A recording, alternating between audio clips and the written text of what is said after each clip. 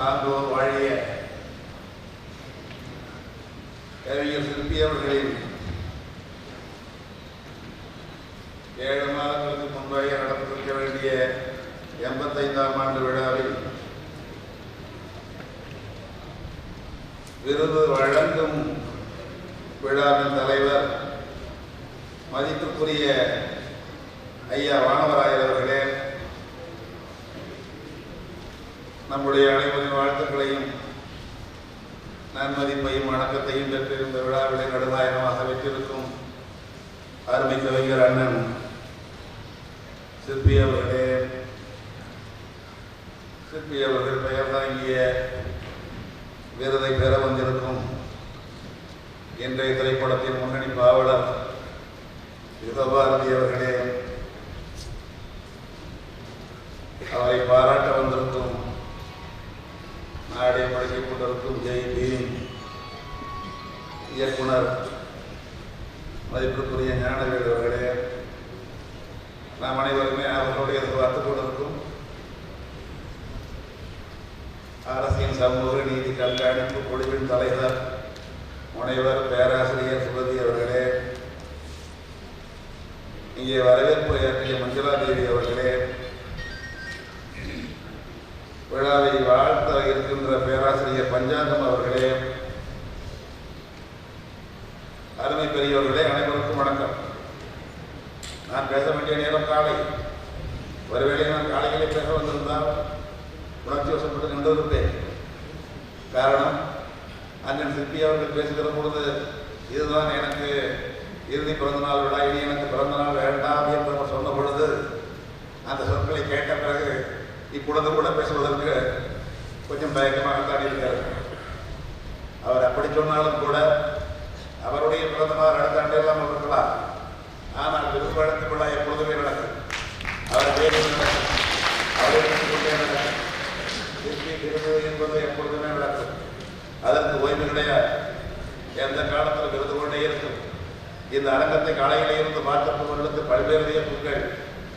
அரங்கத்தை பார்த்தால் வியப்புத்தான், அரங்கத்தில் மேலே பார்த்தால் வியப்புத்தான், அரங்கத்தில் மேலே சென்று அண்ணாந்து பார்த்தால் இப்பேற்பட்ட விசதி எந்த அரங்கத்திலும் இருக்க, இந்தியாவிலேயே இருக்க. அங்கே மேலே இருக்கின்ற வியப்பு எப்படியோ அப்படித்தான் அரங்கத்திலே காலையிலே இருந்து நாம் பார்த்தோம். காலையிலே இந்த எம்ஜிஎம் கல்லூரியின் உள்ளே நுழைந்த பொழுது எங்களை எல்லாம் படித்து சென்று அரங்கத்தினுடைய ஒரு சிறப்புரையிலே அமர வைத்த பொழுது அரங்கத்திற்குள் அந்த அறைக்குள்ளே வந்தவர்கள் எல்லாம் எழுந்து வணங்கியது இதுவரைத்தான். வருவர் நம்முடைய அண்ணன் கவிஞர் சிற்பி அவர்கள், இன்னொருவர் இந்த கல்வி நிலையத்தினுடைய மூத்த நிர்வாகியாக எல்லாவற்றையும் கட்டி காத்து கொண்டிருக்கிற ஐயா வானவராயர் அவர்கள். இந்த வேலையிலே நீங்கள் எல்லாம் காலையிலே பார்த்திருப்பீர்கள். கவிஞர் சிற்பி அவர்களுக்கு ஆடை பொத்தி அதே நேரத்தில் அவருடைய காலிலும் விழுந்து வணங்கிய வானவராயர் அவர்களை இங்கே தான் பார்த்தோம். வணிகமாம் என்றும் பெருமை என்பதனுடைய சிறப்பு அதுதான். எல்லாரும் அவர் காலில் விழ அவரும் அண்ணன் சிற்பி அவர்களுடைய காலிலே விழுந்து வணங்கிய காட்சியை பார்த்தோம். காலையிலே மகா சன்னிதானம் தொண்டக்கூடிய அடிகளார் அவர்கள் உரையாற்றிய காட்சியில இருந்து ஒவ்வொரு காட்சியும் நமக்கு கொடுத்ததெல்லாம் வியப்புதான். அண்ணன் சிற்பி அவர்களை விட வயதிலே மூத்தவர்களாக தோன்றுகின்ற படம் கூட இங்கே வந்து ஆடை போத்தி அவருடைய காலில் விழுந்து வணங்கி இன்னும் 1 லட்சம் ரூபாய் பணத்தையும் கொடுத்து எந்த சிற்பி அவர்களுக்கு இங்கே விழா நடக்கிறதோ அந்த சிற்பி அவர்களை பற்றி ஆய்வு செய்ய வேண்டும் என்ற ஆய்வுக்கான தொகையாக இந்த 1 லட்சத்தை வைத்துக் கொள்ளுங்கள் என்று முன்னாள் மாணவர்கள் வழங்கிய காட்சியை பார்த்தோம். அதற்கு மேலும் பல காசோலைகள் இருக்கின்றன. அந்த காசோலைகளுடைய மதிப்பு என்ன என்பதை பிறகுதான் எண்ணி பார்க்க வேண்டும் என்று நம்முடைய அண்ணன் அவர்கள் சொல்லுகின்ற அளவிற்கு வாழ்த்துக்களை, அன்பளிப்புகளை வழங்கிய காட்சியை பார்த்து வியந்து நின்றோம். யார் ஒருவராக இருந்தாலும், அவர் ஆசிரியரோ அரசு ஊழியரோ எந்த ஒரு பொது வாழ்க்கையில இருந்தவரோ, அவர்கள் யாராக இருந்தாலும் இந்த காட்சிகளை பார்த்திருந்தால் வாழ்க்கை என்றால் இப்படி ஒரு வாழ்க்கை நமக்கு வர வேண்டும் என்றுதான் எண்ணியிருப்பார்கள். இப்படி எல்லாருடைய நன்மதிப்பையும் வாழ்க்கையும் தோன்றுதலையும் பெறுகின்ற ஒரு உயர்ந்த வாழ்க்கை பெற வேண்டும் என்றுதான் நினைத்திருப்பார்கள். நினைப்பது எளிது, ஆனால் நடப்பது கடினம். காரணம், யார் எதை விதைக்கிறார்களோ அவர்களுக்குத்தான் அது விளையும். அண்ணன் சிற்பி அவர்கள் பேசுகின்ற பொழுதெல்லாம் தன்னுடைய 1ஆம் வகுப்பு ஆசிரியர் அவரை மறப்பதில்லை, மாரிமுத்து பிள்ளை. இங்கே காலையில கூட அரங்கத்திலே பேசிக் கொண்டிருக்கிற பொழுது எங்கே இப்பொழுதுள்ள குழந்தைகளுக்கெல்லாம் இம்யூனிட்டி பவர் குறைவாக இருக்கிறது என்று ஐயா வானவராயர் அவர்கள் வருத்தப்பட்டார். சந்தோஷப்பட்டு சொன்னார்கள். காரணம், குழந்தைகள் எல்லாம் மண்ணிலே விளையாடுவதில்லை, செருப்பில்லாத கால்களால் நடப்பதில்லை, புழுதியிலே புரள்வதில்லை. இப்படி இருக்கின்ற பொழுது அவர்களுக்கு எங்கே நோய் எதிர்ப்பு சக்தி வரும் என்று கேட்ட பொழுது நான் கூட சொன்னேன், அண்ணன் சிற்பி அவர்கள் இதை கவிதையாக எழுதியிருக்கிறார். அவருடைய முதல் ஆசிரியர் மாரிமுத்து பிள்ளை. அந்த மாரிமுத்து பிள்ளை நினைவு கொள்கின்ற பொழுது, புழுதியில் புரண்ட அந்த சொர்க்க வைபோகம் என்னும் அழுக்கு இளமை பருவத்தில் எனக்கு ஆசானாக இருந்த என்பார். புழுதியிலே புரண்ட அந்த சொர்க்க வைபோகத்தை பார்த்திருப்பவர்கள் இங்கே பெரும்பாலும் 50 வயது 60 வயதுக்கு மேலே உள்ளவர்களாகத்தான் இருப்பார்கள். அவர் மற்றவர்களுக்கு எல்லாம் பொத்தி பொத்தி வளர்க்கிறோம், அழுக்கு போடாமல் வளர்க்கிறோம், எந்த இடத்திலும் தூய்மை தூய்மை என்று வளர்க்கிறோம். அதிக தூய்மை கூட ஆபத்து தான், அது கூட நோய் எதிர்ப்பு சக்தி குறைக்கக்கூடியதுதான் என்பதைத்தான் ஐயா வானவராயர் அவர்கள் சொன்னார். அதை கவிதையிலே வாழ வைத்திருக்கிறார் என்னுடைய அண்ணன். இந்த கவிதையை படித்தால் கூட எத்தனை பேருக்கு புரியும்? புழுதியிலே புரள்வார்களா? அழுக்கடைந்த உடலோடு வருவார்களா? அந்த இளமை காலமே அழுக்கு இளமை காலமா? இதை கூட கவிதையிலும் எழுதுவார்களா என்றுதான் வியப்பார்கள். இப்படி மறைந்து போன ஒரு காலம், வளரக்கூடிய ஒரு காலம், ரெண்டையும் இணைக்கிற பாலம் நம்முடைய அண்ணன் சிற்பி அவர்கள். ஆசிரியரை அவர் மறக்கவில்லை, அதுபோல அவரிடம் பயின்ற மாணவர்கள் அவரை மறக்கவில்லை. அவரிடத்தில் நாங்கள் ஒரு கேள்வியை கேட்டோம். சென்ற 75ஆம் ஆண்டு திருவிழாவின் பொழுது நண்பர் இரடியன் அவர்களும் நானும் அவரிடத்தில் ஒரு நேர்காணல் எடுத்தோம். அதை சிற்பியின் நெஞ்சம் என்ற புத்தகமாக வெளியிட்டிருக்கிறோம். 75ஆம் ஆண்டு விழாவில் வெளியிடப்பட்டது. நீங்கள் பரவு கவிதையும் நேசிக்கிறீர்கள், புது கவிதையும் நேசிக்கிறீர்கள், எப்படி இது முடியும் என்று கேட்ட பொழுது அண்ணன் அவர்கள் சொன்னார், சிற்பி அவர்கள் சொன்னார், நான் மரபின் பிள்ளை, புதுமையின் தோழர் என்றார். அதுவேதான் ஆசிரியருக்கு மாணவருக்கு சொல்லுகின்ற பொழுது அவர் ஆசிரியர்களுக்கு பிள்ளை, அவருடைய மாணவர்களுக்கு தோழர். இந்த ரெண்டும் தான் அவரை இப்படி இணைத்து வைத்திருக்கிறது. மாரிமுத்து பிள்ளையை மறக்கவில்லை, பேட்ரிக் ஆசிரியரை மறக்கவில்லை. பேட்ரிக் ஆசிரியர் என்று கேட்டால் உங்களுக்கு வியப்பாக இருக்கும். அந்த பேட்ரிக் ஆசிரியர் இங்கே காசுநாகரசன் இருக்கிறார், ஆத்து பொள்ளாச்சி தான். ஆத்து பொள்ளாச்சி மக்கள் ஏராளமாக இருக்கிறார்கள், அவர்களுக்கு தெரியும். ஆத்து பொள்ளாச்சியில் இருந்து திண்ணைப்பள்ளியில் ஆசிரியராக இருந்தவர் தான் அந்த மாரிமுத்து பிள்ளை. அவருக்கு பிறகு வந்தவர் தான் ராமசாமி. ராமசாமி கிறித்தவராக மாறினார். கிறித்தவராக மாறியதனாலே வைக்கப்பட்ட பெயர் கரடரிக். கரடரிக் என்பது நம்முடைய நாவிலே வரவில்லை, பேட்ரிக். இன்றைக்கு பல பொருளே செபஸ்டியான் என்று சொல்ல மாட்டோம், செபத்தியா. ஜானி என்று சொல்ல மாட்டோம், யோகா. இன்றைக்கு முண்டு டேவிட் என்று சொல்ல மாட்டோம், தாவீது. இதுதான் தமிழ் மரபு. அப்படித்தான் அந்த பரதமிக் என்ற ஆசிரியரை பேட்ரிக் வாத்தியார் என்கிற பொழுது கூட உருகி போய்தான் ஒவ்வொரு ஆசிரியரையும் சொல்லுகின்ற பொழுது வெறும் சொற்களாலேயே அவர்களை அப்படியே முழுக்காட்டுவார், விடயம் பண்ணுவார். நெஞ்சம் தோய நிலத்தில் கிடந்து வணங்குகிறேன் என்று தன்னுடைய ஆசிரியரை சொல்வார். ஆத்து பொள்ளாச்சியில இருந்தவர் 5ஆம் வகுப்பு படிக்கிற பொழுதுதான் இந்த பொள்ளாச்சி இங்கே வந்தார். நகராட்சி பள்ளியினுடைய மாணவராக வந்தார். அங்கே கருப்பசாமி தேவர் என்ற கண்டிப்பான ஆசிரியர் வகுப்பறையும் பிடிக்கவில்லை, கட்டுப்பாடு பிடிக்கவில்லை. அதனால ஊழிய காட்சியை எல்லாம் இப்பொழுது நாம் ஆவணப்படத்திலே பார்த்தோம். ஆவணமாக செய்திருக்கிறவருடைய இந்திரன் அவர்கள் நன்மைக்குரியவர். அண்ணன் அவர்கள் பேசிய பேச்சை, வாழ்க்கை நகர்வுகளை எல்லாம் அப்படியே ஆவணமாக மறையாத நிலையான ஆவணமாக ஆக்கி கொடுத்திருக்கிறார். அப்படித்தான் வீட்டை விட்டு ஓடி எங்கே இருக்கிறார் என்று யாருக்கும் தெரியாமல் ஆனால் உறவினர் வீட்டிலே பாதுகாப்பாக இருந்து பிறகு அவர் பிடித்து வரப்பட்டு அப்பொழுது ஆத்து பொள்ளாச்சியினுடைய திண்ணைப்பள்ளி ஆசிரியராக இருந்தவர் கண்ணுச்சாமி பிள்ளை. அந்த கண்ணுச்சாமி பிள்ளையை கூட அண்ணன் அவர்கள் சொல்லுகிற பொழுது எனக்கு அறிவு கண் அந்த கண்ணுச்சாமி பிள்ளை என்பார். அந்த கண்ணுச்சாமி பிள்ளை தான் எவ்வளவு அடங்காத குழந்தைகளையும் கூட அடக்குகின்ற ஆற்றல் உள்ளவர். கேரளாவில் இருக்கின்ற அந்த தத்தமங்கலம் நல்லையப்பள்ளியிலே இருக்கின்ற சாமியப்ப பிள்ளை, சாமியப்ப பிள்ளைகளை ஒப்படைத்து விடுங்கள் என்று சொல்ல, சாமியப்ப பிள்ளை வழியாகத்தான் நான் கட்டுப்பாடாக பெறப்படி மட்டும் கூட அந்த பெறப்படியும் பெருமைக்குரிய அடியாக கருதுகிறார்.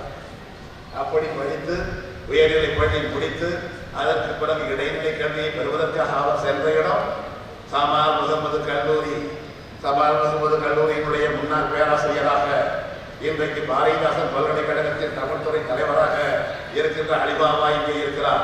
அந்த சமால் முகமது கல்லூரியினுடைய பேராசிரியர் இறையரும் செல்வர் அப்துல் கபூர் சொல்லுகிற பொழுதே ஒரு நிகழ்ச்சி வருகிறார்கள் அவர்களுக்கு. அவருடைய வழிகாட்டுதலே அவர் முதல் கவிதையை எழுதினார். 51 இடைநிலை கல்வியிலே சேர்ந்து 53 விடைபெறுகிற பொழுது ஆண்டு பாடலுக்கான கவிதை நான் எழுதுகிறேன் என்று எழுதுகிற பொழுது அவர் அவர் எழுதிய கவிதை நம்முடைய சுபவி அவர்களுக்கு மகிழ்ச்சியை கொடுக்கும், நம்முடைய பொள்ளாச்சி உமாபதி அவர்களுக்கு மகிழ்ச்சியை கொடுக்கும். படத்தோடரும் யுகபாரதிக்கும் சேர்த்துத்தான். எப்படி என்றால் அந்த கவிதை தலைப்போ ஆழ்கடலை கேள், அதுதான் அந்த கவிதை தலைப்பு. இந்த கவிதை தலைப்பை நான் எப்படி எடுத்துக்கொண்டேன் என்றால் தாழ்ந்த தமிழகமே என்ற அறிஞர் அண்ணாவின் வாயிலாக எடுத்துக்கொண்டேன் என்றார். அண்ணாவினுடைய தூண்டுதலால் தான் நான் ஆழ்கடலே கேள் என்ற அந்த கவிதையை எழுதி, அந்த கவிதை வந்தது மலரில் வந்தது, ஜமால் முகமது கல்லூரி மலரில் வந்த அதுதான் என்னுடைய முதல் படைப்பு என்கிறார். அதற்கு இடையிலேதான் வெண்பா போட்டி என்றவற்றில் எல்லாம் கலந்துகிற பொழுது அவர் ஆத்து பொள்ளாச்சி அப்பாவையர் பொன்னுசாமி போ, அவர் பாடத்தினுடைய பாலு சுருக்கி போ பாலு என்றெல்லாம் கண்ணதாசனுடைய கண்ணெடுதல்களை எழுதியிருக்கிறார். அப்படி வைத்துக் கொண்ட புனைவெளிகளே கொண்டுதான் சிற்பி என்பது அவருடைய மகனுக்கு இவர்களுக்கெல்லாம் தெரியும், குடும்பத்தினருக்கு தெரியும். ஆனால் நம் எல்லோருக்கும் தெரியுமா என்றால் சிற்பி அவர்கள் எத்தனை பேருக்கு தெரியும் என்பதை ஐயம். சிற்பி தெரியும், சிற்பி விருது தெரியும், சிற்பி விழா 25 ஆண்டுகளாக நடந்து கொண்டிருப்பது தெரியும், எங்களுக்கு கொஞ்சம் கூடுதலாக தெரியும். 25 ஆண்டுகளுக்கு முன்னால் 60ஆம் ஆண்டு மணிவிழா வந்த பொழுது, மணிவிழா இந்த கோவையிலே இந்த பொள்ளாச்சியிலே நடந்த பொழுது அந்த விழாவை ஒருங்கிணைத்த நம்முடைய வாழவராயர் ஐயா அவர்கள், ஆனால் ஒருங்கிணைத்தாலும் கூட அவராலே வர முடியாத நிலை. அந்த விழாவிலே பங்கேற்றவர் தான் சிலப்படி செல்லப்பன் இல்லை, அந்த விழாவிலே பங்கேற்றவர் தான் சாதனம் பாப்பையா இருக்கின்றார். அந்த விழாவிலே நீங்கள் பங்கேற்க வேண்டும் என்று அன்றைய அமைச்சரை அழைப்பதற்காக சென்னைக்கு அண்ணன் அவர்கள் வந்திருந்தார். அப்பொழுது நான் அமைச்சர் வீட்டிலே இருக்கிறேன். அமைச்சர் வீட்டு உள்ளே இருந்து அந்த நேர்முக உதவியாளரோடு சேர்ந்து நான் வெளியே ஒரு வாசகத்தை தட்டச்சு செய்ய வேண்டும் என்பதற்காக நேர்முக உதவியாளரோடு நான் வெளியே வர, வெளியே வந்து பார்க்கின்ற பொழுது பெரும் கூட்டம் அமைச்சரை பார்ப்பதற்கு. அங்கே கூட்டத்தோடு கூட்டமாக அண்ணன் அவர்களும் வந்திருக்கிறார், நினைக்கிறேன். கூட்டத்தோட கூட்டமாக அமர்ந்திருந்தார். எனக்கு அதிர்ச்சி. நம்முடைய மாநில கவிஞர் சிற்பி அவர்கள் இந்த அமைச்சர் வீட்டிலே வெளியிலே கூட்டத்தோடு கூட்டமாக அமர்ந்திருக்கிறாரே, நான் அண்ணா வருகிறேன், உள்ளே இருந்து வருகிறேன், பலருக்கும் தெரியுமே, அமைச்சருக்கு நெருக்கமானவர் என்ற தோட்டம் கிடைக்குமே.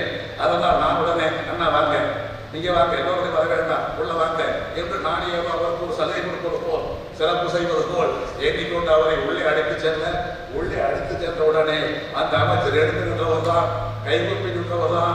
கடைசி வரைக்கும் அவர் உட்காரவே இல்லை. நான் தான் வருகிறேன் சொல்லிவிட்டேனே, நீங்கள் இதற்கு மறுபடியும் வந்தீர்கள், அழைப்புதலை கொடுக்க நீங்கள் நீரையிலே வர வேண்டுமா என்று அவர் நிகழ்த்து போய் கேட்கிறார். கடைசி வரை உட்காரம் இருக்கிறார். அண்ணன் அவர்கள் பார்த்து உட்காருங்க, அமைச்சரை பார்த்து உட்காருங்க என்று சொன்ன பிறகுதான் அமைச்சர் உட்காருகிறார். அதற்கு பிறகு அழைப்புதலை கொடுத்த உடனே மணிவிழா தானே, பொள்ளாச்சி தானே, ஒன்றை சொன்னது தானே, வந்துவிடுகிறேன் என்றார். அமைச்சர் வீட்டை விட்டு வெளியில் வந்தோம். அந்த அமைச்சர் தான் பகலூங்கா பழனிசாமி அவர்கள். நான் அண்ணன் கேட்டேன், எவ்வளவு நீங்க உள்ளே வந்ததிலிருந்து வெளியே வருகின்றவரை அமைச்சர் உட்காரவே இல்லையே, எழுந்து நின்று கொண்டே இருக்கிறாரே, அவ்வளவு மதிப்பா என்ற உடனே மிக எளிமையாக சொல்லுகிறார், அவர் என் மாணவர். இப்படித்தான் அவருடைய பெருமை. இலக்கிய வானத்திலே உச்சியிலே சென்று ஒளிர்கின்ற ஒளிப்பறவையாளர், உச்சத்திலே செல்ல செல்ல கீழே நடக்கின்ற சமூக அநீதிகளை எல்லாம் கண்டு பொறுக்க மாட்டாத விழாக்களை எல்லாம் கவிதைகளாக வடித்து வழங்குகின்றவர் அவர். சாகித்ய அகாடமி விருதை 2 முறை பெற்றவர் அவர். ஒளி தீர்ப்புக்காகவும் படைப்புக்காகவும் 2 முறை பெற்ற சாகித்ய அகாடமி விருது பெற்ற பெருமைக்குரியவர் அவர். அவர் படித்ததெல்லாம் மலையாளத்தில் தான். ஜமால் முகமது கல்லூரிக்கு வந்த பிறகுதான் தமிழ். அதற்கு பிறகு அண்ணாமலை பல்கலைக்கழகம் MA அல்ல BA ஆனர்ஸ் இருக்கும். அதுதான் தமிழ் நடவு செய்தது என் நெஞ்சிலே என்பார். அப்படித்தான் தமிழ் அறிவை பெற்றார். அப்படி பெற்றுக்கொண்ட ஒருவருக்கு மலையாளம் தெரியும், ஆங்கிலம் தெரியும், தமிழ் தெரியும், கூடவே ரஷ்யன் மொழியும் தெரியும். ரஷ்யன் மொழியிலே அவருக்கு படிக்க தெரியும். இப்படி பல மொழியிலே வந்த மொழிபெயர்ப்பாளர் அவர், கவிஞர் அவர், பேச்சாளர் அவர், ஏறத்தாழ 8 வரலாறுகளை எழுதி வழங்கியிருக்கின்ற வரலாற்று ஆசிரியர் அவர், 40க்கும் மேற்பட்ட நூல்களை வழங்கியிருக்கின்றவர் அவர். அப்படிப்பட்டவர் 22 வயதிலேயே பேராசிரியர் ஆகிவிட்டார். இந்த கல்லூரியிலே 58 நினைத்து பாருங்கள், 58 இதே விழா நடக்கின்ற இதே இடத்திலே இதே கல்லூரியிலே பேராசிரியரானவர் அவர். 58 பேராசிரியராக 31 ஆண்டுகள் பேராசிரியர், 1 அல்ல 2 அல்ல 31 ஆண்டுகள் இந்த எண்ணியல் கல்லூரியிலே பேராசிரியராக இருந்து, அதற்கு பிறகு பாரதியார் பல்கலைக்கழகத்திலே 8 ஆண்டுகள் பேராசிரியராக இருந்து 2007 ஓய்வு பெற்றவர். அவருக்குத்தான் 1996 நடந்தது மணி விழா. அந்த மணி விழாவின் போது மணிவாசகர் பதிப்பகம் மெய்யப்பன் சாலை தோழர், நம்முடைய திராவிடர் கழக பொதுச் செயலாளர் ஆசிரியர் வீரமணி அவர்கள், அவருடைய ஒரு சாலை தோழர், யுனெஸ்கோ கூறிய படவை முஸ்தபா அவருடைய ஒரு சாலை தோழர். அப்பொழுது மணி விழாவுக்கு முதல் நாள் நாங்கள் சந்தித்த பொழுது ஒரு மலரை எடுத்து காட்டினார் மெய்யப்பன் அவர்கள். மணிவாசகர் பதிமுக மெய்யப்பன், என்னுடைய நண்பருக்கு நான் செய்கின்ற சிறப்பு இது, நான் ஒரு மலர் தயாரித்து வந்திருக்கிறேன் என்று விழாவுக்கு முதலே இடத்தில் வெளியிட்டு விட்டார். விழாவுக்கு முதல் நாளை காட்டினார், என்னுடைய நண்பருக்கு நான் செய்கின்ற சிறப்பு என்று அந்த மணி விழா மலர். அதுவரை இங்கே எப்படி விவகார நிகழ்ச்சிகளை நம்முடைய இயக்குனர் தாசை ஞானவேல் அவர் வைத்திருந்தார். நமக்கு புத்தகத்தை பார்த்தாலே கொடுக்காது, உடனடியாக அவரோடு கேட்டு வாங்கிக் கொண்டேன், இன்னும் புதிதா உடனே கொடுத்து விட்டேன். 2 ஆண்டுக்கு முன்பே வந்ததுதான். காரணம், யுகபாரதி எல்லாமே விளக்கு அனுப்பிவிட்டார். அனுப்பிய பாரதிக்கு எவ்வளவு பணம் கொடுக்க வேண்டும் என்று நான் கேட்டேன். புத்தகம் பணம் கேட்டால் என்னை தமிழ் திட்டும் என்கிறார். அத்தனை புத்தகங்களை எனக்கு இலவசமாக அனுப்பி வைத்திருக்கிறார். அதனால் அந்த புத்தகத்தை பார்த்து இப்படி வந்தது போல 1996 மணி விழா வந்த பொழுது அண்ணன் சிற்பி அவர்களுடைய அத்தனை கவிதை நூல்களையும் சிற்பியின் கவிதை வானம் என்று தொகுத்தவர் மணிவாசகர். பதிப்பகம் மெய்யப்பன் அவர்கள். 75ஆம் ஆண்டு வந்த பொழுது அப்துல் கலாம் வந்தார். அப்துல் கலாம் வந்த பொழுதுதான் மணி விழா மலர் நாங்கள் தொகுத்தோம். சிற்பியின் அகமும் புறமும் தொகுத்து வெளியிட்டோம். சிற்பியின் நெஞ்சம் கட்டுரை தொகுதி வெளியிட்டோம். அப்படி 400 விழா முடிந்த பிறகு கூட மிக அருமையான முயற்சி அது. இந்த நிகழ்ச்சிக்கு முன்பு நடந்தால் நல்லாயிருக்கும். விழாவிலே நடந்தது என்ன என்று அதையும் ஒரு நூலாக வெளியிட்டார் அண்ணன் அவர்கள். அப்படி எல்லாவற்றையும் பதிவு செய்கின்ற காட்சியை 75ஆம் ஆண்டு பவள விழாவிலே பார்த்தவர்கள் நாங்கள். இன்றைக்கு 85ஆம் ஆண்டு முடிந்து 85ஆம் ஆண்டு நடக்கிறது. வருகின்ற ஜூலை மாதம் 29 வந்தால் 86ஆம் வயது பிறகு 85ஆம் வயது நடக்கின்ற இந்த நேரத்திலே தான் காலையிலே பார்த்தோம் அத்தனை புத்தகங்கள் வெளியீடு, ஒளிப்பேழை வெளியீடு, ஆவணப்படம் வெளியீடு. இது முதல் 2 விழாக்களையுமே மிஞ்சிய ஒரு பெரு விழா. அந்த பெருவிழா என்பதனுடைய அடையாளமாகத்தான் காலையிலே குன்றக்குடி அடிகளார் வந்தார். மாலையிலே நம்முடைய ஜெய்பிஎம் இயக்குனரும் விருது பெறுகின்ற இளையோராக இருந்தாலும் எழுத்து வன்மையிலே பெரியோராக இருக்கின்ற யுகபாரதியும் இன்றைக்கு சமூகத்திற்கு ஒரு மிகப்பெரும் எடுத்துக்காட்டாய், ஈக வாழ்வின் அடையாளமாய், பெற்றோரினுடைய சரவடியை கொள்கைகளை காப்பாற்றுகின்ற ஒரு கொள்கை தலைமகனாய் நம்முடைய பேராசிரியர் சுபை வந்திருக்கிறார். இத்தனை பேரும் சேர்த்து நம்முடைய அண்ணன் சிற்பி அவர்களை வாழ்த்துகின்றோம். என்ன காரணம்?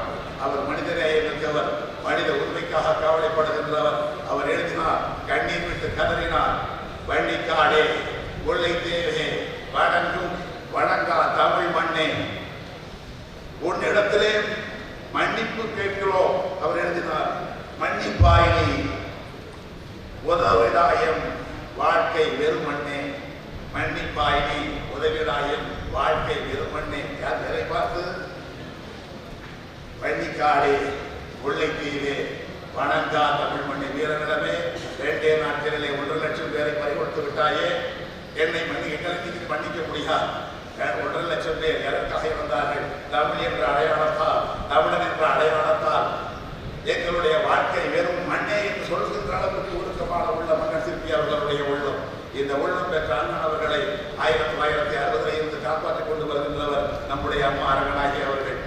அண்ணன் அவர்களுடைய நூலகத்தில் மிக பெரும்பான்மையான நூல்கள் வாழ்க்கை வரலாற்று நூல்கள் தான். அந்த வாழ்க்கை வரலாற்று நூல்களை மட்டும் தனிக்கவனம் செலுத்தி கொண்டிருந்தவர் அவருடைய அன்பு மைந்தர் செந்தில் அவர்கள்.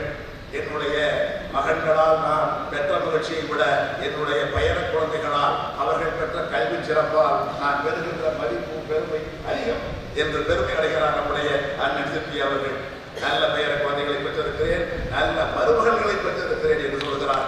பொறுப்பு மிக்கவர்கள். இப்படி நிறைவான வாழ்க்கை வாழ்கின்ற ஒரு அண்ணன் ஆய்வு நாற்காலிகளை படுத்துக் கொண்டு சுகமாக இருக்கலாம். ஆனால் மன்னிப்பா என்று கேட்கிறாரே, மன்னிக்காடே முல்லை தீவே வணங்கா தமிழ் மண்ணே, மன்னிப்பாய் உதவ முடியாத எங்களுடைய வாழ்க்கை வெறும் மண்ணை. வெறும் மண் அல்ல, அது செழும் மண். ஏராளமான விதைகளை அதன் வழியாக ஏராளமான விளைச்சலை வழங்குகின்ற மண். அப்படி வழங்குகின்ற மண்ணைத்தான் நீங்கள் வழங்கியிருக்கிறீர்கள். அப்படித்தான் நீங்கள் உங்களுடைய நூல்களை விளைச்சலாக வழங்கி இருக்கிறீர்கள். இன்று டிசம்பர் மாதம், இன்னும் 2 நாள் போனால் புத்தாண்டு பிறகு இருக்கிறது.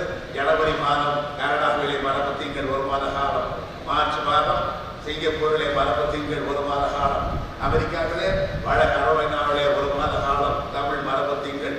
இப்படி உலகத்திலே பல நாடுகள், ஆஸ்திரேலியாவில் நடக்கிறது. அத்தனை மரபு திங்கள் யாருக்காக உலகத்திலே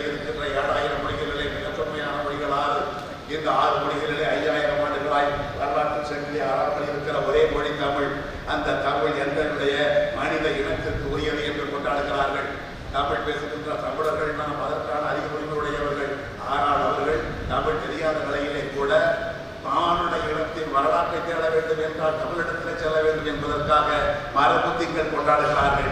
இன்னும் ஒரு 10 ஆண்டுகளிலே உலக பூமிப்பந்திலே இன்னும் ஒரு 60 நாடுகளாவது தமிழின் பெருமையை உணர்ந்தவர்களாய் இருப்பார்கள். நல்ல தமிழிலே பேசக்கூடியவர்களாய் இருப்பார்கள். அவர்கள் சென்னை விமானங்களை வந்து இறங்குகின்ற பொழுது அவர்களை வரவேற்கக்கூடியவன் நல்ல தமிழில் பேச வேண்டாம், வெறும் தமிழிலே கூட பேச இயலாதவர்களாகத்தான் இருப்பார். இன்றைக்கே அப்படித்தான் இருக்கிறது. விமான நிலையத்தில் இருந்து வருகின்ற பொழுது கூட வாயை திறந்தாலே இந்தியிலே வாழை. காலையில் கூட நம்முடைய வனவராய திருமகனார் அவர்கள் வெகு மருத்துவத்தோடு சொன்னாரே, வேறு என்ன தர்ஷினி, உன் பேர் என்ன ஹர்ஷினி, ஏன் தமிழை பேர் வைக்க கூடாதா? அதுதான் தமிழர் உள்ளம். பெயரிலே தமிழ் வேண்டும், பேச்சிலே தமிழ் வேண்டும், தமிழ்நாட்டிலே இருக்கின்ற நிறுவனங்களிலே தமிழ் வேண்டும். ஆனால் இப்படி இல்லாத ஒரு சூழல் வருகின்ற பொழுது சென்னை விமான நிலையத்திலே வரவேற்பதற்கு ஒப்படைக்கப்பட்ட அந்த அதிகாரி வேண்டுமானால் தமிழர் அல்லாதவராக இருக்கலாம், தமிழ்நாட்டிலேயே தமிழ் இருக்குமா என்பதையும் உலகம் முழுக்க கொண்டாடும், மரபு திங்கள் கொண்டாடும். 60 நாடுகளுக்கு மேல் தமிழினுடைய பெருமை அறிந்தவர்களாக இருப்பார்கள். நல்ல தமிழிலை பேசக்கூடியவர்களாய் தமிழ் மாடும் தமிழகத்தை பார்க்க நிறுத்தி வருவார்கள். வந்த இடத்திலே காணப்போகிறார்கள் தமிழ் இல்லாத தமிழ்நாட்டை. அதை மாற்றுகின்ற முயற்சியை செய்கின்ற பணியைத்தான் அண்ணன் சிற்பி அவர்களுடைய 40க்கு மேற்பட்ட நூல்கள் வழங்கி இருக்கின்றன. நீங்கள் பெருமணி என்று சொல்லாதீர்கள், செழுமண்ணை வழங்கியிருந்தீர்கள். அதில் போட்ட விதைகளை தாங்கள் நல்ல விளைச்சலை கொடுப்போம் என்ற உறுதிமொழியை ஒவ்வொருவரும் ஏற்போம். இந்த பிறந்த நாள் விழாவின் நினைவாக, யுகபாரதி விருது விழாவின் நினைவாக அந்த உறுதிமொழியை நாம் ஏற்றுக்கொள்வோம். நன்றி, வணக்கம். அலிபாபா இங்கே இருக்கிறார். அந்த சமாபக கல்லூரியுடைய பேராசிரியர் இறையரும் செல்வர் அப்துல் கபூர் சொல்லுகிற பொழுதே ஒரு நிகழ்ச்சி வருகிறார்கள் அவர்களுக்கு. அவருடைய வழிகாட்டுதலே அவர் முதல் கவிதையை எழுதினார்.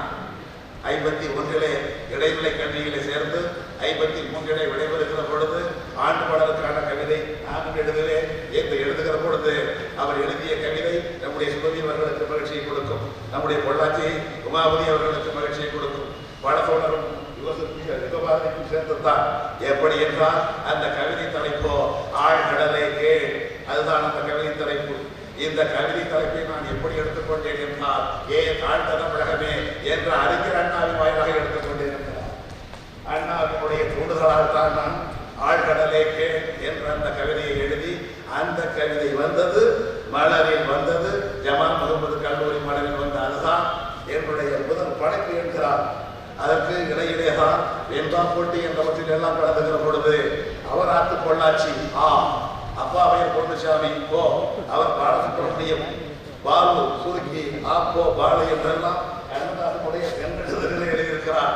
அப்படி வைத்துக் கொண்ட புனைவெளிகளே கொண்டுதான் சிற்பி என்பது அவருடைய மகனுக்கு இவர்களுக்கெல்லாம் தெரியும், குடும்பத்தினருக்கு தெரியும். ஆனால் நம்ம எல்லோருக்கும் தெரியுமா என்றால் சிற்பி அவர்கள் எத்தனை பேருக்கு தெரியும் என்பதை ஐயம். சிற்பி தெரியும், சிற்பி விருது தெரியும், சிற்பி விழா 25 ஆண்டுகளாக நடந்து கொண்டிருப்பது தெரியும், எங்களுக்கு கொஞ்சம் கூடுதலாக தெரியும். 25 ஆண்டுகளுக்கு முன்னால் 60ஆம் ஆண்டு மணிவிழா வந்த பொழுது, மணிவிழா இந்த கோவையிலே இந்த பொள்ளாச்சியிலே நடந்த பொழுது அந்த விழாவை ஒருங்கிணைத்த நம்முடைய வாழவராய ஐயா அவர்கள், ஆனால் ஒருங்கிணைத்தாலும் கூட அவராலே வர முடியாத நிலை. அந்த விழாவிலே பங்கேற்றவர் தான் சிலப்படி செல்லப்பன் இல்லை, அந்த விழாவிலே பங்கேற்றவர் தான் சாதனம் பாப்பையா இருக்கின்றார். அந்த விழாவிலே நீங்கள் பங்கேற்க வேண்டும் என்று அன்றைய அமைச்சரை அழைப்பதற்காக சென்னைக்கு அண்ணன் அவர்கள் வந்திருந்தார். அப்பொழுது நான் அமைச்சர் வீட்டிலே இருக்கிறேன். அமைச்சர் வீட்டு உள்ளே இருந்து அந்த நேர்முக உதவியாளரோடு சேர்ந்து நான் வெளியே ஒரு வாசகத்தை தட்டச்சு செய்ய வேண்டும் என்பதற்காக நேர்முக உதவியாளரோடு நான் வெளியே வர, வெளியே வந்து பார்க்கின்ற பொழுது பெரும் கூட்டம் அமைச்சரை பார்ப்பதற்கு. அங்கே கூட்டத்தோடு கூட்டமாக அண்ணன் அவர்களும் வந்திருக்கிறார். நினைக்கிறேன் கூட்டத்தோட கூட்டமாக அமர்ந்திருந்தார். எனக்கு அதிர்ச்சி. நம்முடைய மாமன்னர் கவிஞர் சிற்பி அவர்கள் இந்த அமைச்சர் வீட்டிலே வெளியிலே கூட்டத்தோடு கூட்டமாக அமர்ந்திருக்கிறாரே, நான் அண்ணா வருகிறேன், உள்ளே இருந்து வருகிறேன், பலருக்கும் தெரியுமே, அமைச்சருக்கு நெருக்கமானவர் என்ற தோட்டம் கிடைக்குமே. அதனால் நான் உடனே அண்ணா வாங்க, நீங்க வாங்க, எல்லோருடைய வர வேண்டாம், உள்ள வாங்க என்று நானே அவருக்கு ஒரு சலுகை கொடுப்பது போல், சிறப்பு செய்வது போல் எண்ணிக்கொண்டு அவரை உள்ளே அழைத்து செல்ல, உள்ளே அழைத்து சென்ற உடனே அந்த அமைச்சர் எடுத்துக்கின்றவர் தான், கைகூப்பி நின்றவர் தான். கடைசி வரைக்கும் அவர் உட்காரவே இல்லை. நான் தான் வருகிறேன் சொல்லிவிட்டேனே, நீங்கள் இதற்கு மறுபடியும் வந்தீர்கள், அழைப்புதலை கொடுக்க நீங்கள் நீரே வர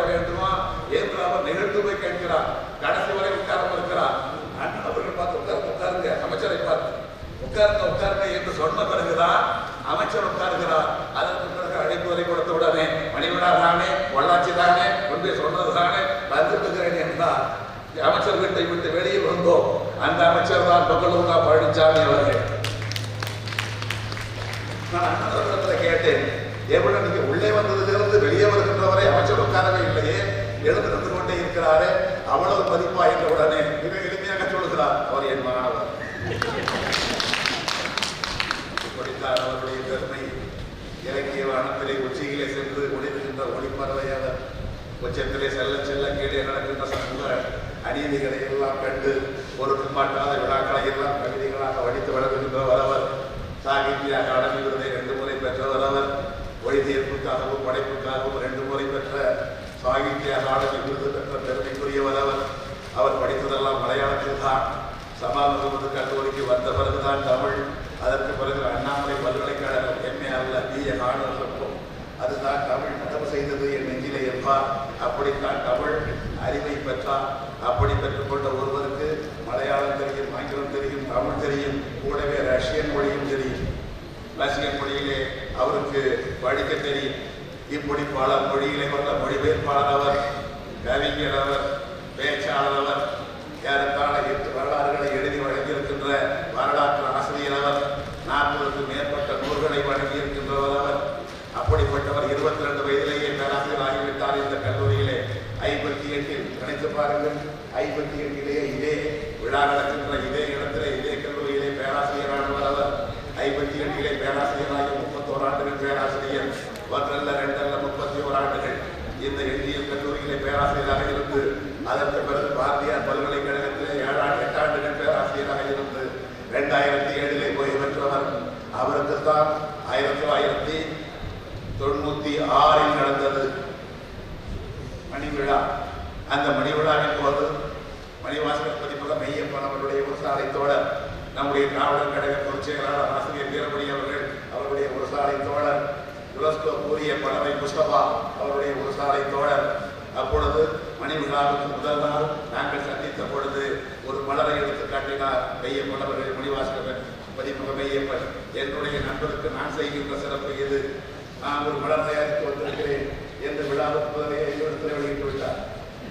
விழாவுக்கு முதல் நாளை காட்டினார், என்னுடைய நண்பருக்கு நான் செய்கின்ற சிறப்பு என்று அந்த மணி விழா மலர். அதுவரை இங்கே எப்படி விவகார நிகழ்ச்சிகளை நம்முடைய இயக்குனர் தாசை ஞானவேல் அவர் வைத்திருந்தார். நமக்கு புத்தகத்தை பார்த்தாலே கொடுக்காது, உடனடியாக அவரோடு கேட்டு வாங்கிக் கொண்டேன், இன்னும் புதிதா உடனே கொடுத்து விட்டேன். 2 ஆண்டுக்கு முன்பே வந்ததுதான். காரணம், யுகபாரதி எல்லா பக்கமும் விளக்கு அனுப்பிவிட்டார். அனுப்பிய பாரதிக்கு எவ்வளவு பணம் கொடுக்க வேண்டும் என்று நான் கேட்டேன். புத்தகம் பணம் கேட்டால் என்னை தமிழ் திட்டும் என்கிறார். அத்தனை புத்தகங்களை எனக்கு இலவசமாக அனுப்பி வைத்திருக்கிறார். அதனால் அந்த புத்தகத்தை பார்த்து இப்படி வந்தது போல 1996 மணி விழா வந்த பொழுது அண்ணன் சிற்பி அவர்களுடைய அத்தனை கவிதை நூல்களையும் சிற்பியின் கவிதை வானம் என்று தொகுத்தவர் மணிவாசகர் பதிப்பகம் மெய்யப்பன் அவர்கள். 75ஆம் ஆண்டு வந்த பொழுது அப்துல் கலாம் வந்தார். அப்துல் கலாம் வந்த பொழுதுதான் மணி விழா மலர் நாங்கள் தொகுத்தோம். சிற்பியின் அகமும் புறமும் தொகுத்து வெளியிட்டோம். சிற்பியின் நெஞ்சம் கட்டுரை தொகுதி வெளியிட்டோம். அப்படி 400 விழா முடிந்த பிறகு கூட மிக அருமையான முயற்சி அது. இந்த நிகழ்ச்சிக்கு முன்பு நடந்தால் நல்லா இருக்கும். விழாவிலே நடந்தது என்ன என்று அதையும் ஒரு நூலாக வெளியிட்டார் அண்ணன் அவர்கள். அப்படி எல்லாவற்றையும் பதிவு செய்கின்ற காட்சியை 75ஆம் ஆண்டு பவள விழாவிலே பார்த்தவர்கள் நாங்கள். இன்றைக்கு 85ஆம் ஆண்டு முடிந்து 85ஆம் ஆண்டு நடக்கிறது. வருகின்ற ஜூலை மாதம் 29 வந்தால் 86ஆம் வயது பிறகு 85ஆம் வயது நடக்கின்ற இந்த நேரத்திலே தான் காலையிலே பார்த்தோம் அத்தனை புத்தகங்கள் வெளியீடு, ஒளிப்பேழை வெளியீடு, ஆவணப்படம் வெளியீடு.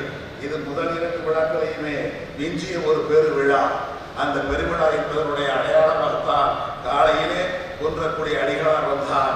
மாலையிலே நம்முடைய ஜெய்பிஎம் இயக்குனரும் விருது பெறுகின்ற இளையோராக இருந்தாலும் எழுத்து வன்மையிலே பெரியோராக இருக்கின்ற யுகபாரதியும் இன்றைக்கு சமூகத்திற்கு ஒரு மிகப்பெரும் எடுத்துக்காட்டாய், ஈக வாழ்வின் அடையாளமாய், பெற்றோரினுடைய சரவடியை கொள்கைகளை காப்பாற்றுகின்ற ஒரு கொள்கை தலைமகனாய் நம்முடைய பேராசிரியர் சுவை வந்திருக்கிறார். இத்தனை பேரும் சேர்த்து நம்முடைய அண்ணன் சிற்பி அவர்களை வாழ்த்துகின்றோம். என்ன காரணம்? அவர் மனிதநேய மிக்கவர், மனித உரிமைக்காக கவலைப்படுகின்றவர். அவர் எழுதினார், கண்ணீர் விட்டு கதறினார், வள்ளிக்காடே கொள்ளை தேவே வணங்கும் வணங்கா தமிழ் மண்ணே, உன்னிடத்திலே மண்ணை மன்னிப்பு கேட்கிறோம். அவர் எழுதினார், மன்னிப்பாயினி உதவிடாயம் வாழ்க்கை வெறுமண்ணே. மன்னிப்பாயினி உதவிடாயம் வாழ்க்கை வெறுமண்ணே. யார் வேலை பார்த்து? பன்னிக்காடே, முல்லைத்தீவே, வணங்கா தமிழ் மண்ணை. வீரனிடமே 2 நாட்களிலே 1 லட்சம் பேரை பறிகொடுத்து விட்டாயே, என்னை எங்களுக்கு மன்னிக்க முடியாது. 1 லட்சம் பேர் எதற்காக இருந்தார்கள்? தமிழ் என்ற அடையாளத்தால், தமிழன் என்ற அடையாளத்தால் எங்களுடைய வாழ்க்கை வெறும் மண்ணே என்று சொல்கின்ற அளவுக்கு ஒடுக்கமான உள்ளம் மன்னர் சிற்பி அவர்களுடைய உள்ளம். இந்த உள்ளம் பெற்ற அண்ணன் அவர்களை 1960 இருந்து காப்பாற்றிக் கொண்டு வருகின்றவர் நம்முடைய அம்மா அரங்கநாயகி அவர்கள். அண்ணன் அவர்களுடைய நூலகத்தில் மிக பெரும்பான்மையான நூல்கள் வாழ்க்கை வரலாற்று நூல்கள் தான். அந்த வாழ்க்கை வரலாற்று நூல்களை மட்டும் தனிக்கவனம் செலுத்தி கொண்டிருந்தவர் அவருடைய அன்பு மைந்தர் செந்தில் அவர்கள். என்னுடைய மகன்களால் நான் பெற்ற மகிழ்ச்சியை விட என்னுடைய பயண குழந்தைகளால் அவர்கள் பெற்ற கல்வி சிறப்பால் நான் பெறுகின்ற மதிப்பு பெருமை அதிகம் என்று பெருமை அடைகிறார் நம்முடைய அண்ணன் சிற்பி அவர்கள். நல்ல பெயர குழந்தைகளை பெற்றிருக்கிறேன், நல்ல மருமகன்களை பெற்றிருக்கிறேன் என்று சொல்கிறார். கௌரவ மிக்கவர்கள். இப்படி நிறைவான வாழ்க்கை வாழ்கின்ற ஒரு அண்ணன் சாய்வு நாற்காலிகளை படுத்துக் கொண்டு சுகமாக இருக்கலாம். ஆனால் மன்னிப்பா என்று கேட்கிறாரே, பன்னிக்காடே, முல்லைத்தீவே, வணங்கா தமிழ் மண்ணே, மன்னிப்பாய் உதவ முடியாத எங்களுடைய வாழ்க்கை மண்ணை வெறுமண் அல்ல, அது செழும் மண். ஏராளமான விதைகளை அதன் வழியாக ஏராளமான விளைச்சலை வழங்குகின்ற மண். அப்படி வழங்குகின்ற மண்ணைத்தான் நீங்கள் வழங்கியிருக்கிறீர்கள். அப்படித்தான் நீங்கள் உங்களுடைய நூல்களை விளைச்சலாக வழங்கி இருக்கிறீர்கள். இன்று டிசம்பர் மாதம், இன்னும் 2 நாள் போனால் புத்தாண்டு பிறக்க இருக்கிறது. ஜனவரி மாதம் கனடாவிலே மரபு திங்கள் 1 மாத காலம், மார்ச் மாதம் சிங்கப்பூரிலே மரபு திங்கள் 1 மாத காலம், அமெரிக்காவிலே வட கரோலினாவிலே 1 மாத காலம் தமிழ் மரபு திங்கள். இப்படி உலகத்திலே பல நாடுகள், ஆஸ்திரேலியாவில் நடக்கிறது. அத்தனையும் மரபு திங்கள் யாருக்காக? உலகத்தில் இருக்கின்ற 7000 மொழிகளிலே மிக தொன்மையான மொழிகள் 6. இந்த 6 மொழிகளிலே 5000 ஆண்டுகளாய் வரலாற்று செங்கிலே ஆறாமல் இருக்கிற ஒரே மொழி தமிழ். அந்த தமிழ் எங்களுடைய மனித இனத்திற்கு உரியது என்று கொண்டாடுகிறார்கள். தமிழ் பேசுகின்ற தமிழர்கள் நாம் அதற்கான அதிக உரிமையுடையவர்கள். ஆனால் அவர்கள் தமிழ் தெரியாத நிலையிலே கூட மானுடைய இனத்தின் வரலாற்றை தேட வேண்டும் என்றால் தமிழிடத்தில் செல்ல வேண்டும் என்பதற்காக மரபு திங்கள் கொண்டாடுகிறார்கள். இன்னும் ஒரு 10 ஆண்டுகளிலே உலக பூமிப்பந்திலே இன்னும் ஒரு 60 நாடுகளாவது தமிழின் பெருமையை உணர்ந்தவர்களாய் இருப்பார்கள். நல்ல தமிழிலே பேசக்கூடியவர்களாய் இருப்பார்கள். அவர்கள் சென்னை விமானங்களை வந்து இறங்குகின்ற பொழுது அவர்களை வரவேற்கக்கூடியவன் நல்ல தமிழில் பேச வேண்டாம், வெறும் தமிழிலே கூட பேச இயலாதவர்களாகத்தான் இருப்பார். இன்றைக்கே அப்படித்தான் இருக்கிறது. விமான நிலையத்தில் இருந்து வருகின்ற பொழுது கூட வாயை திறந்தாலே இந்தியிலே வாழை. காலையில் கூட நம்முடைய வனவாய திருமகனார் அவர்கள் வெகு மருத்துவத்தோடு சொன்னாரே, வேறு என்ன தர்ஷினி, உன் பேர் என்ன ஹர்ஷினி, ஏன் தமிழை பேர் வைக்கக்கூடாதா? அதுதான் தமிழர் உள்ளம். பெயரிலே தமிழ் வேண்டும், பேச்சிலே தமிழ் வேண்டும், தமிழ்நாட்டிலே இருக்கின்ற நிறுவனங்களிலே தமிழ் வேண்டும். ஆனால் இப்படி இல்லாத ஒரு சூழல் வருகின்ற பொழுது சென்னை விமான நிலையத்திலே வரவேற்பதற்கு ஒப்படைக்கப்பட்ட அந்த அதிகாரி வேண்டுமானால் தமிழர் அல்லாதவராக இருக்கலாம். தமிழ்நாட்டிலேயே தமிழ் இருக்குமா என்பதையும் உலகம் முழுக்க கொண்டாடும், மரபு திங்கள் கொண்டாடும்.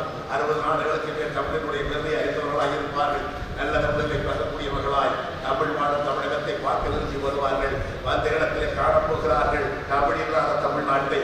அதை மாற்றுகின்ற முயற்சியை செய்கின்ற பணியைத்தான் அண்ணன் சிற்பி அவர்களுடைய 40க்கு மேற்பட்ட நூல்கள் வழங்கி இருக்கின்றன. நீங்கள் பெருமணி என்று சொல்லாதீர்கள், செழுமண்ணை வழங்கி இருக்கிறீர்கள். அதில் போட்ட விதைகளை தாங்கள் நல்ல விளைச்சலை கொடுப்போம் என்ற உறுதிமொழியை ஒவ்வொருவரும் ஏற்போம். இந்த பிறந்த நாள் விழாவின் நினைவாக, யுகபாரதி விருது விழாவின் நினைவாக அந்த உறுதிமொழியை நாம் ஏற்றுக்கொள்வோம். நன்றி, வணக்கம்.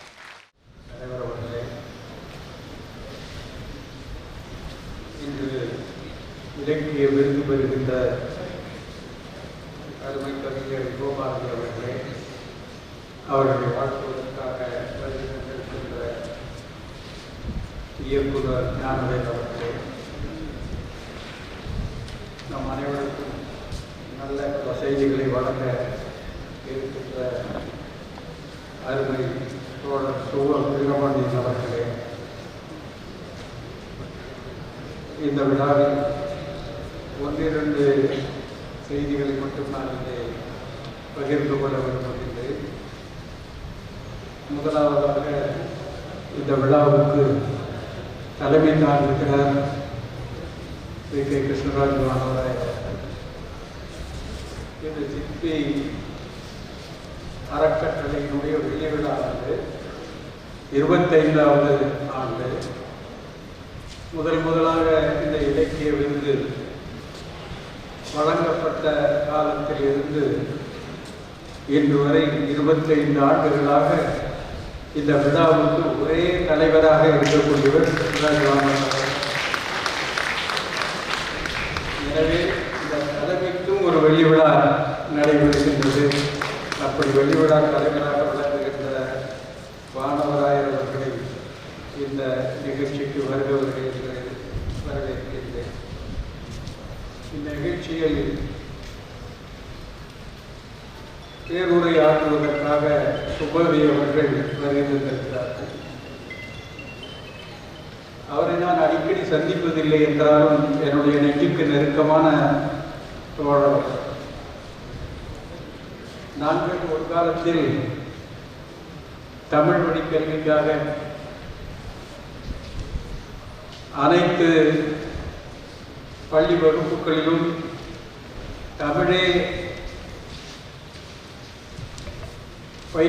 தமிழிலே தான் பயிற்றுவிக்கப்பட வேண்டும் என்ற கருத்தை வலியுறுத்தி 100 தமிழறிஞர்கள் உயிர் போகும் வரை உண்ணாவிரதத்தை செய்தோம். அந்த உண்ணாவிரதத்திலே கலந்து கொண்டவர்களிலே நானும் அவரும் இருந்தோம். இப்போ தமிழுக்காக உயிர் கொடுப்பது என்பது நாங்கள் எந்த விதமான ஐயத்திற்கும் அப்பொழுது இடமளிக்கவில்லை. உயிர் போனாலும் சரி என்றுதான் அன்றைக்கு நாங்கள் அந்த உண்ணாவிரதத்தில் கலந்து கொண்டோம். பல வாக்குறுதிகளின் பேரில் நாங்கள் அந்த உண்ணாவிரதத்திலிருந்து விலகினாலும் இந்த உணர்விலிருந்து சிறிதும் விலகாதவர்களாக இன்று வரை இருந்து வருகிறோம். தமிழ் மொழியின் மீதும் தமிழ் மொழிக்கு தொண்டு செய்கிறவர்கள் மீதும் அளவிறந்த பற்று உடையவர் சுபவி. பெரிய ஒரு தமிழ் பாரம்பரியம் இருந்த குடும்பத்திலே வந்தவர். அவருடைய தந்தையார் திராவிட இயக்கத்தை செட்டிநாடு முழுவதும் பரப்பிய பெருமைக்கு உரியவர்.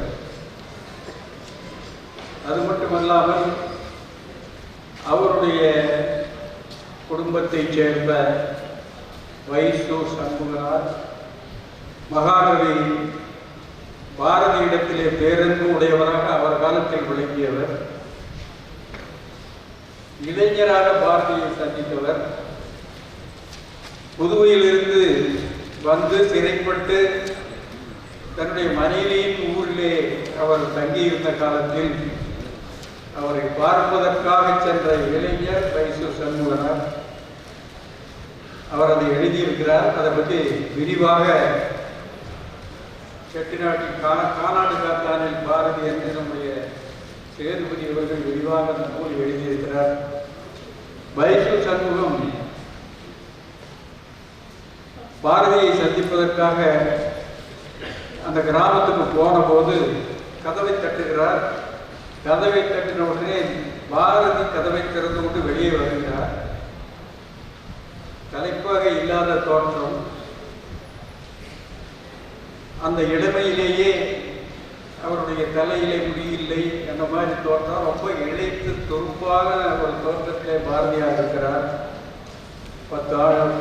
பல ஆண்டுகள் புதுவையில் இருந்த பிறகு வந்திருக்கின்றார். அந்த ஊரிலேயும் அவரை தள்ளி வைத்திருக்கிறார்கள்.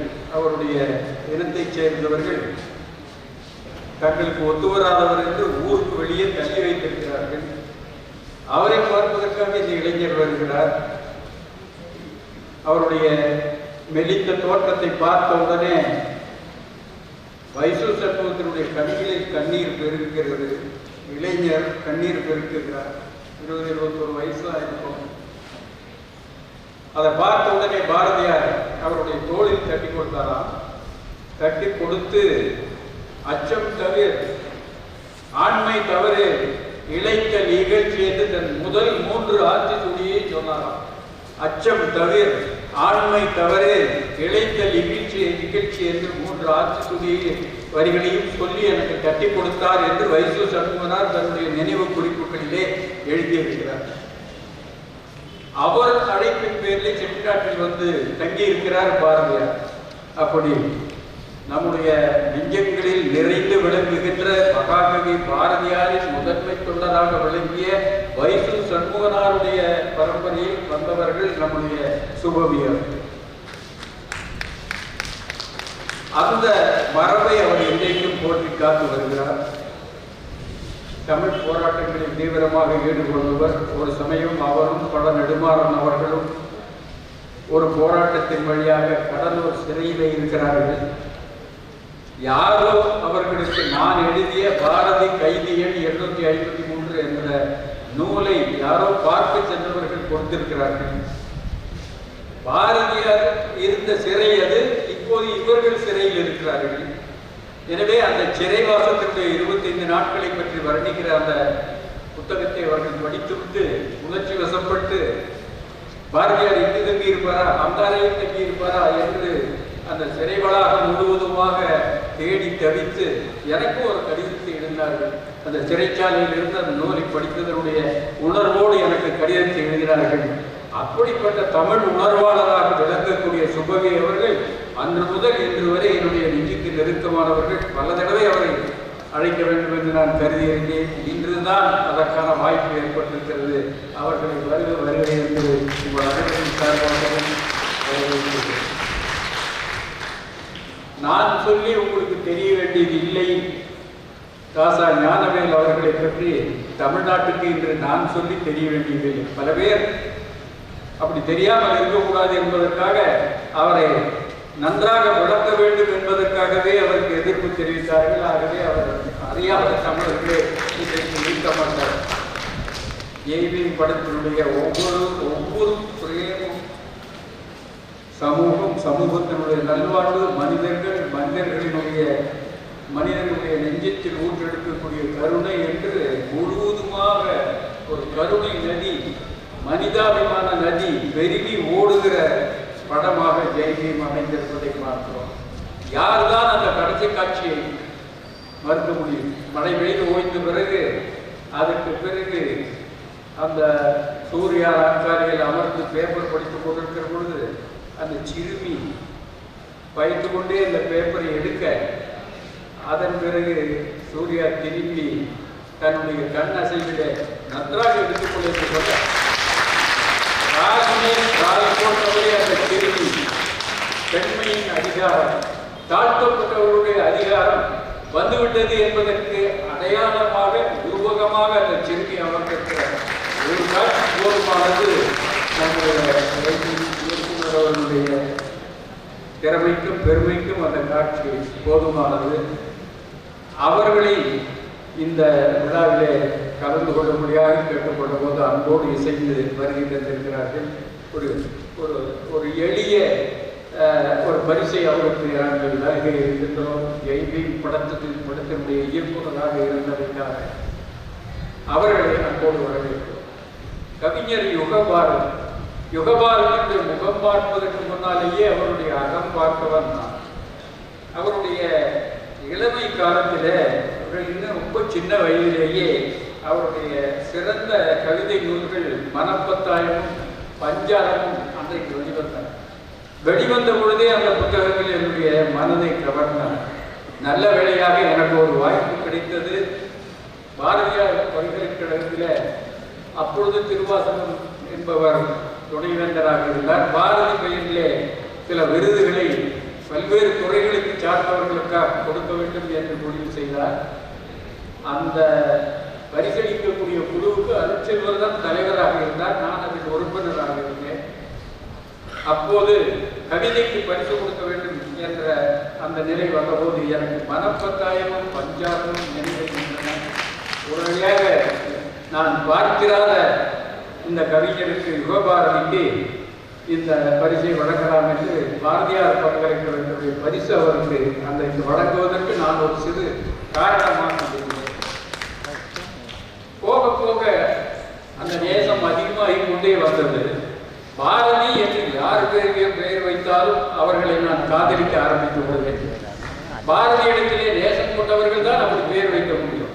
பாரதியை உணர்ந்தவர்கள் தான் அப்படி பெயர் வைக்க முடியும். பாரதியை எப்படி எழுத்தண்ணி கற்று அவருடைய இதயத்தை உணர்ந்தவராக இருக்கிறார் என்பதற்கு அவருடைய கட்டுரை நூல்கள் எல்லாம் காரணமாக விளங்குகின்றன.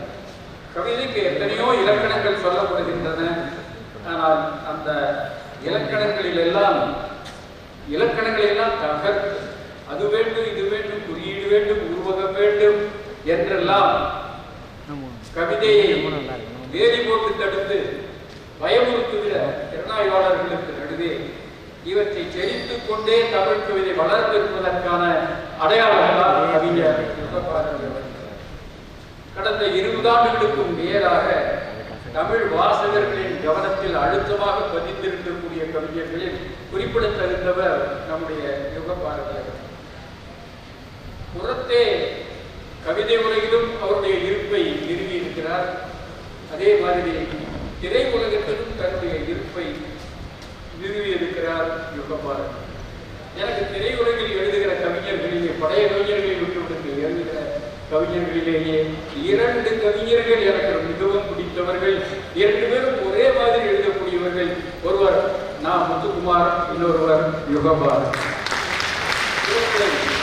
குறித்து பார்க்கிறேன் இரட்டையர்கள் என்றுதான் இவர்களை குறிப்பிட்டு சொல்ல வேண்டும். என்ன காரணத்தினால் இவர்களை இரட்டையர்கள் என்று சொல்லுகிறேன் என்றால், சமகால தமிழ் கவிதையை பீடங்களில் இருந்து கீழே இறக்கி, அதிகார பீடங்களில் இருந்து கீழே இறக்கி, எளிமையில் பழகவிட்டு நெஞ்சுக்கு நெருக்கமாக உரையாடி, கடைசி அடியில் அல்லது கடைசி சொல்லில் எரிகாய் போல் கருத்தை போட்டு உடைப்பது என்பது இந்த 2 பேருமே இருக்கக்கூடிய ஒரு பொது வழக்கம்.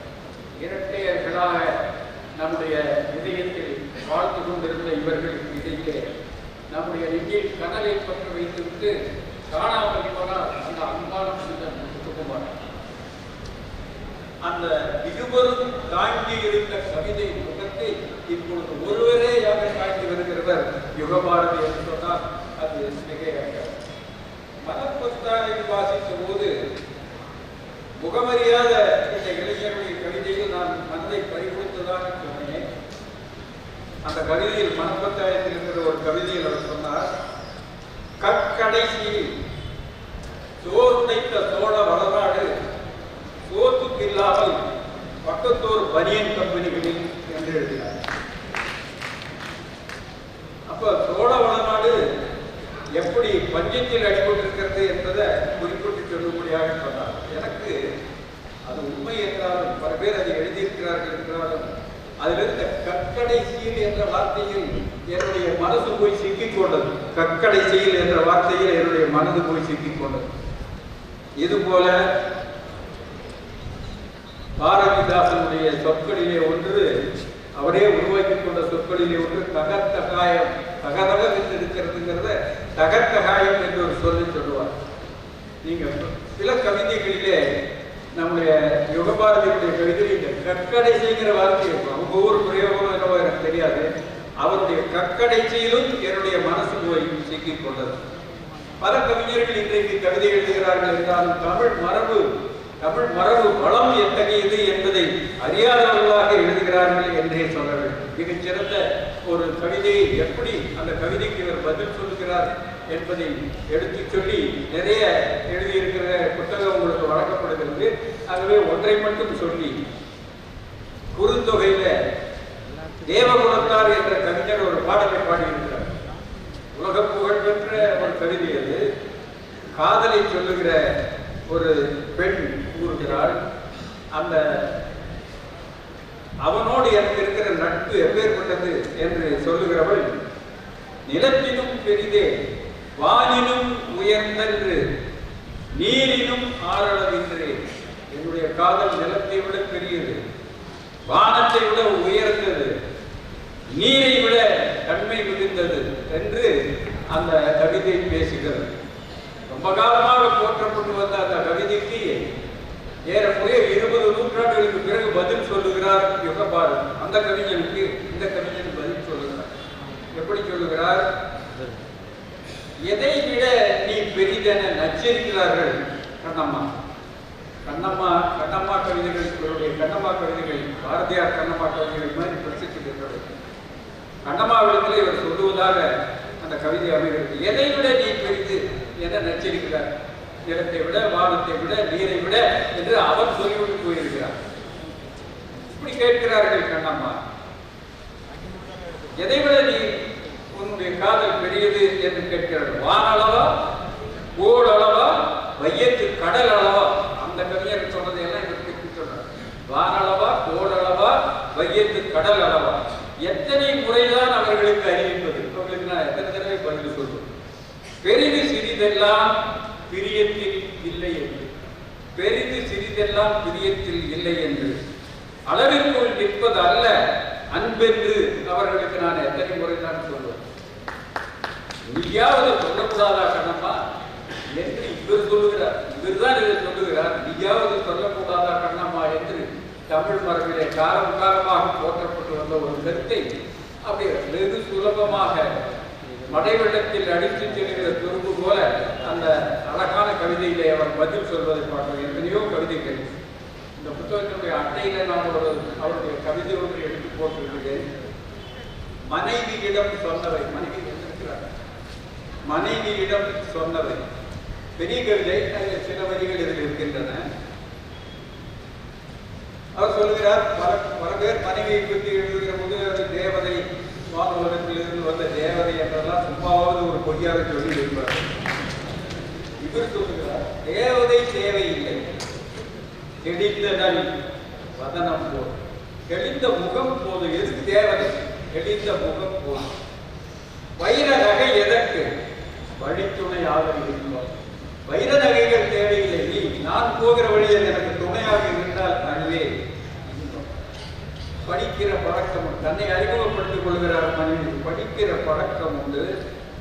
அடிக்கடி திட்ட மாட்டேன், அடிக்கடி திட்ட மாட்டேன், திட்டமிட்டேன்னு தவறாக ஆச்சாரி இருக்கிறது. அடிக்கடி திட்ட மாட்டேன், பாதியாய் இருக்க வேண்டாம். சில பேர் மனைவியை பாதி என்று சொல்லி பாதியாய் இருக்க வேண்டாம், முழுவதும் நீயேவாக இரு, முழுவதும் நீயே நீயேயாக இரு, முழுவதும் நீயே ஆகும். இம்சைகள் இருக்கும், கொஞ்சம் சின்ன சின்ன இம்சைகள் நான் செய்வேன், இனிமைதான் ஏற்றுக்கொள். நான் செய்கிற இம்சைகள் இனிமையாகத்தான் இருக்கும், நீ ஏற்றுக்கொள்ள வேண்டும். சமயத்தில் நிலவு என்று, சில சமயம் நிலா என்று நான் சொல்லுவேன். சமையலில் உதவி செய்வேன்.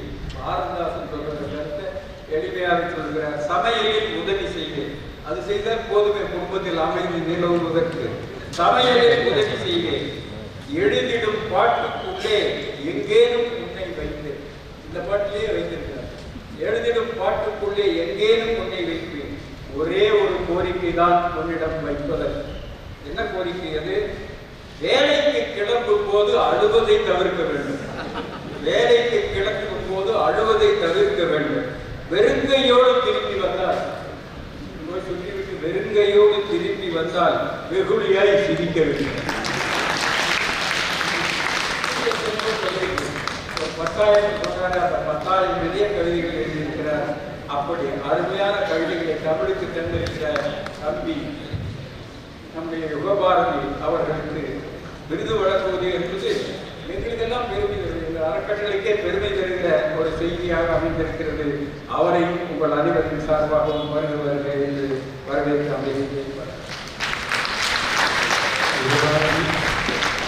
யுகபாரதி திருமதியோடு பரிசு கொடுக்க வேண்டும் என்ற அந்த நிலை வந்தபோது எனக்கு மனப்பத்தாயமும் பஞ்சாபமும் நினைவுகின்றன. ஒரு வழியாக நான் பார்க்கிறாத இந்த கவிஞருக்கு, யுகபாரதிக்கு இந்த பரிசை வழங்கலாம் என்று பாரதியார் பல்கலைக்கழகத்துடைய பரிசு அவருக்கு அந்த இது வழங்குவதற்கு நான் ஒரு சிறு காரணமாக இருந்தேன். போக போக அந்த நேசம் அதிகமாகி கொண்டே வந்தது. பாரதி என்று யார் பேருக்கு பெயர் வைத்தாலும் அவர்களை நான் காதலிக்க ஆரம்பித்து விடுவேன். பாரதியிடத்திலே நேசம் கொண்டவர்கள் தான் அப்படி பெயர் வைக்க முடியும். பாரதியை உணர்ந்தவர்கள் தான் அப்படி பெயர் வைக்க முடியும். பாரதியை எப்படி எழுத்தண்ணி கற்று அவருடைய இதயத்தை உணர்ந்தவராக இருக்கிறார் என்பதற்கு அவருடைய கட்டுரை நூல்கள் எல்லாம் காரணமாக விளங்குகின்றன. கவிதைக்கு எத்தனையோ இலக்கணங்கள் சொல்லப்படுகின்றன. ஆனால் அந்த இலக்கணங்களில் எல்லாம் தகர்த்து அது வேண்டும், இது வேண்டும், குறியீடு வேண்டும், உருவகம் வேண்டும் என்றெல்லாம் கவிதையை வேலி போட்டு தடுத்து பயமுறுத்துகிற திறனாய்வாளர்களுக்கு நடுவே இவற்றை செழித்துக் கொண்டே தமிழ் கவிதை வளர்ந்திருப்பதற்கான அடையாளங்களால் கவிஞர் யுகபாரதி கடந்த 20 ஆண்டுகளுக்கும் மேலாக தமிழ் வாசகர்களின் கவனத்தில் அழுத்தமாக பதிந்திருக்கக்கூடிய கவிஞர்களில் குறிப்பிடத்தகுந்தவர் நம்முடைய யுகபாரதி. புறத்தே கவிதை உலகிலும் அவருடைய இருப்பை நிறுவி இருக்கிறார். அதே மாதிரி திரை உலகத்திலும் தன்னுடைய இருப்பை நிறுவி இருக்கிறார் யுகபாரதி. எனக்கு திரையுலகில் எழுதுகிற கவிஞர்களிலே பழைய கவிஞர்களை விட்டுவிட்டு எழுதுகிற கவிஞர்களிலேயே 2 கவிஞர்கள் எனக்கு மிகவும் பிடித்தவர்கள். 2 பேரும் ஒரே மாதிரி எழுதக்கூடியவர்கள். ஒருவர் நான் முத்துக்குமார், இன்னொருவர் யுகபாரதி.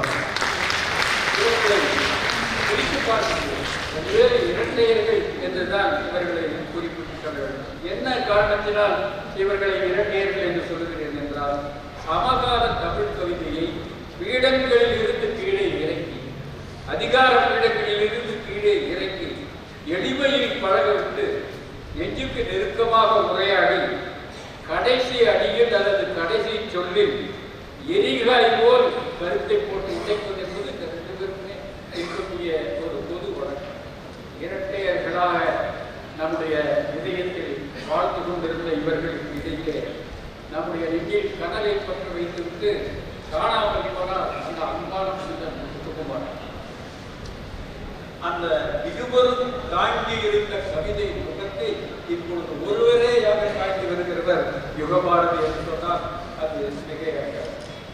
மனப்பத்தாரை வாசித்த போது முகமறியாத இந்த இளைஞருடைய கவிதையில் நான் மனதை பறிகொடுத்ததாக சொன்னேன்.